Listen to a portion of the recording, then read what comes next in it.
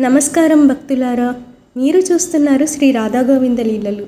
శ్రీకృష్ణుడు ఇంకా పసిబిడ్డగా ఉన్నప్పుడు కంసుడు ఆయనను చంపడానికి శకటాసురుడు అనే రాక్షసుడిని పంపించాడు.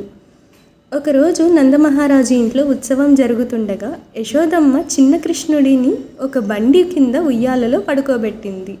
ఆ బండిలోనే శకటాసురుడు దాగి కృష్ణుడిని హాని చేయాలని వేచి ఉన్నాడు. ఆకలితో ఏడుస్తున్న బాలకృష్ణుడు తన చిన్న పాదంతో ఆ బండిని మెల్లగా తన్నాడు. కానీ ఆ చిన్న తన్ను దివ్యశక్తిగా మారింది. భారీ బండి ఒక్కసారిగా తలకిందులై ముక్కలైంది. బండిలో దాగి ఉన్న శకటాసురుడు వెంటనే సంహారమయ్యాడు. ఈ అద్భుతాన్ని చూసిన గోకులవాసులు ఆశ్చర్యపోయారు. ఈ చిన్నారి ఇంత పెద్ద బండిని ఎలా పడగొట్టాడు అని విస్మయానికి గురయ్యారు. ఈ లీల మనకు చెప్పే సందేశం ఏమిటంటే, భగవంతుని రక్షణలో ఉన్న ఏ భక్తుడిని ఏ దుష్టశక్తి కూడా ఏమీ చేయలేదు. జై శ్రీకృష్ణ. రాధే రాధే.